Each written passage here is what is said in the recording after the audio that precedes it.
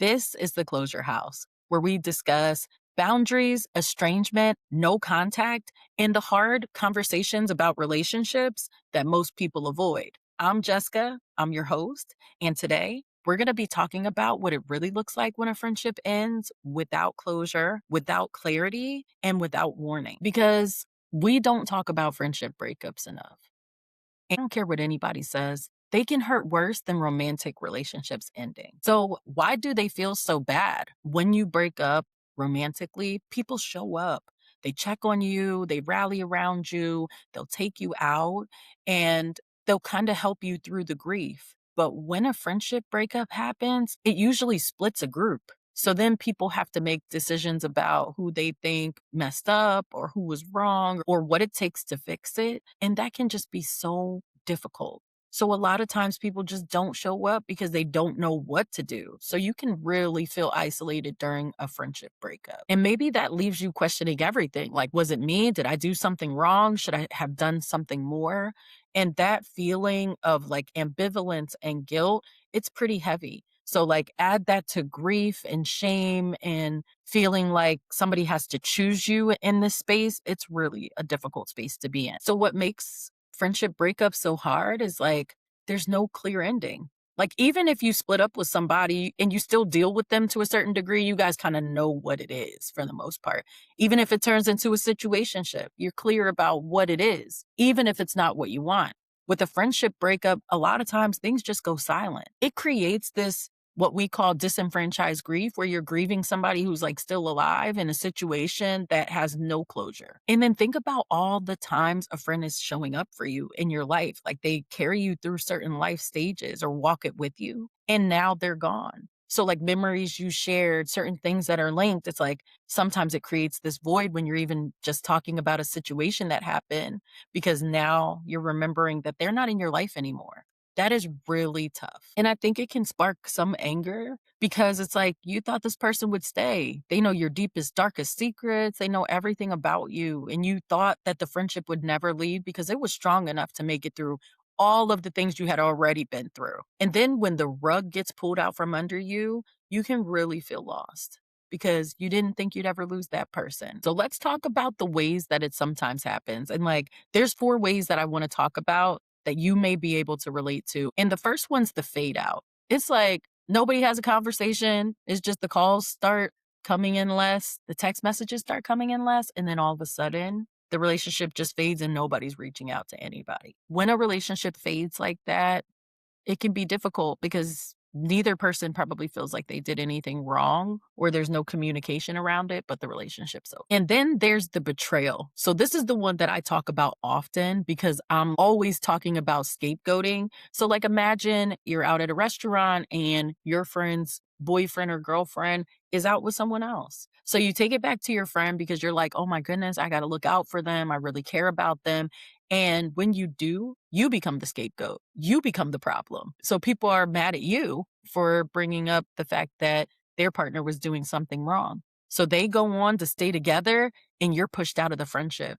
Like that is a way that betrayal can show up in a friendship breakup.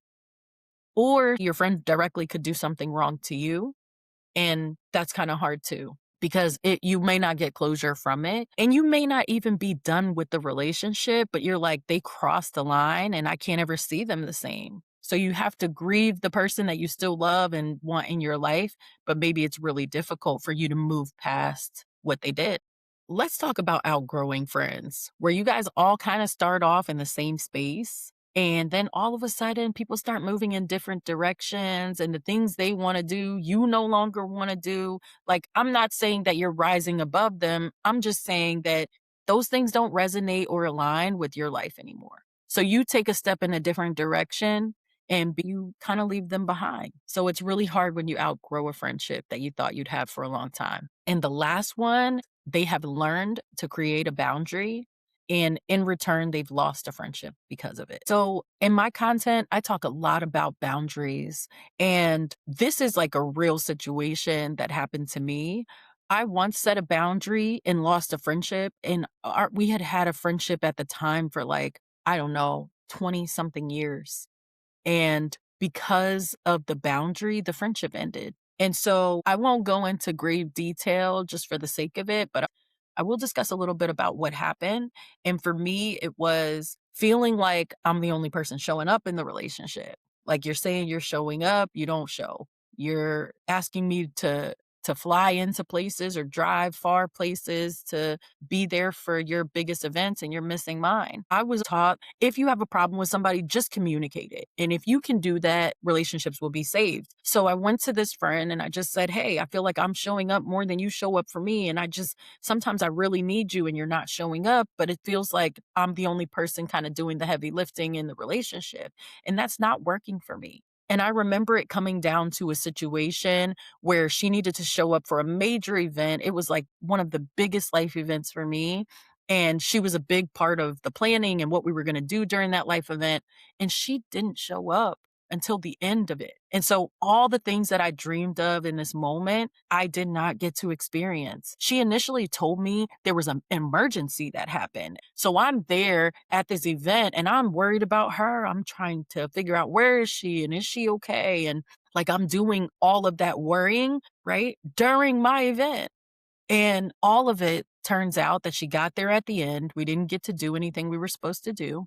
And when it ended, she later told me that she was at her ex-boyfriend's house. And for me, that really hurt because I was like depending on her.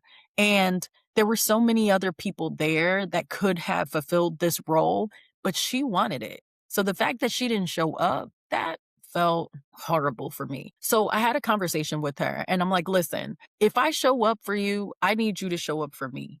I understand that people go through things. You're not going to be here every second and you're not going to be perfect. That's fine. But I'm doing all the heavy lifting. Showing up for everything for you, and you're not showing up for me for anything. Like, I really have a problem with that.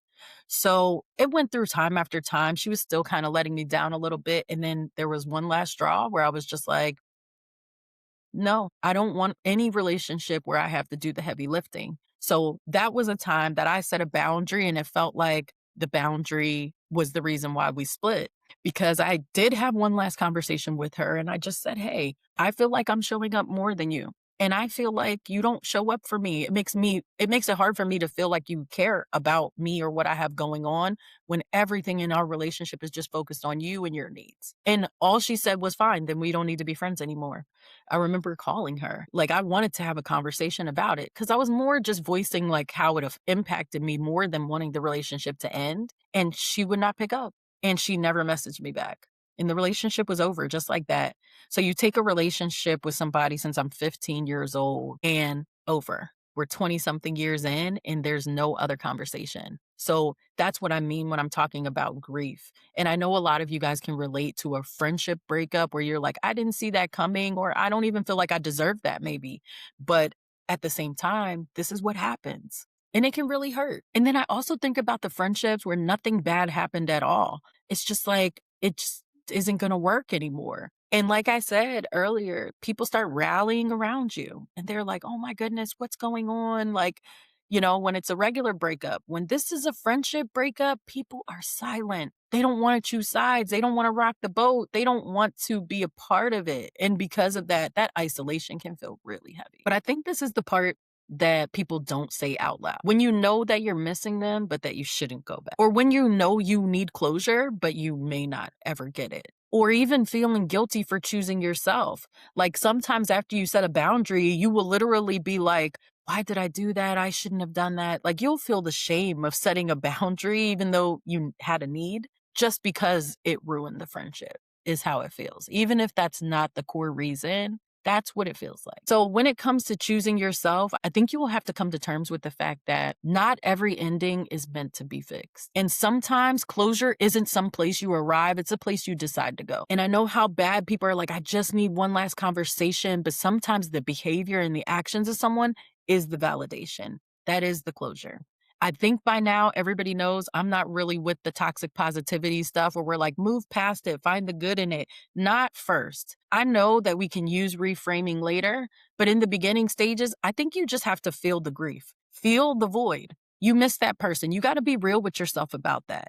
It is okay to miss somebody who's been in your life for a while, even if they're not good for you. Even if you've grown apart, even if you really miss them and want them there, but they're not who you need, that's okay. What I see a lot on the internet now is that you can't have feelings, like, you have to move past. At any point, if you're feeling negative, it's your fault. I think that there is truth to having to realize that grief is present anytime you lose something, even if it's something you want to lose. Then after you've done that part and cried it out and dealt with the anger, all those stages of grief, then you can look at it differently. And that is when you can start thinking about, what did this friendship teach me? What standards do I have now? What boundaries do I have now? What won't I tolerate now? And that can strengthen you going forward in new relationships. As you're doing that reframing, I want you to remember that just because it ended doesn't mean that it wasn't real. Like, parts of the relationship were really great, and you can really hold on to those things. It's just, we're here now. So we don't have to undo all the good that was done in relationships. But just because it was real doesn't mean it has to continue either. So I know that a lot of times people want to hold on to things because they're like, I put a lot of time and effort and energy into it, but you also can't lose what you don't put in. So putting more energy, effort into something that's not working out, it's a losing game. And then you'll feel the guilt for, why didn't I leave sooner? Why didn't I end this sooner? Because the hurt usually keeps on happening. The betrayal keeps on happening. You are not wrong for leaving a relationship that isn't serving you in any capacity. No matter what people say about it, you are not wrong for walking away. You are not cold for choosing peace. You do not have to do the heavy lifting in relationships where you're responsible for everybody and everything that happens. It's exhausting. And that's one thing if that's the role you want to play, but a lot of times it just leads to burnout and resent. It is okay to grieve something that you desperately wanted to work out for the sake of what you thought life would be like with that person. But at the same time, I just want you to realize that once something is over, it's okay to deal with the grief of it and to move on. What I want you to take away from this, though, is there is this dynamic in relationships, and I compare it to people climbing a ladder, right? Everybody's climbing their own ladder in life. At some point, if somebody stops climbing, you cannot just stop climbing. You can't pick them up and carry them and put them on your back and take them to the top with you. They will literally pull you down before you ever pull them up. I think you have to realize that everybody's work is their own. And when somebody stops climbing, sometimes you're going to sit there, you can encourage them, you can cheer them on. But when they're not moving, it is not your job in friendships or relationships to go try to pull them over to your ladder, carry them up on your back. That is their work. So what I would encourage you to do is keep climbing. They'll catch up or they won't. The way to healthy relationships is finding people who are going where you're going or already there. I'm not saying that there isn't exceptions to that, because I know that people in the comments will be like, but for me, this happened, or a time I really needed this. That is the exception. The rule is what happens 95% of the time. Keep climbing. Go on your way. You'll find your people along the way. Because if you have to shrink in relationships to be seen, heard, understood, to fit in, that is not you. Those aren't your people. Your people, you can show up just like you are. It's important to know that everybody's not going where you're going, but that doesn't mean you can't enjoy them for a season. That doesn't mean they won't be impactful and part of some of the best moments you've ever had in your life. But what it does mean is that when it's time to move on, you'll have to move forward. And sometimes that's going to be without them. And guess what? At times, people will really catch up. And old friendships that were over, you may find a way to reconnect, but you both would have been different at the time. You both would have changed. Otherwise, obviously, you'll get the same thing. But it is okay for you to wish them well, move on, and still choose yourself. This is the Closure House. And in this house, we don't shrink to stay connected. Thanks for listening.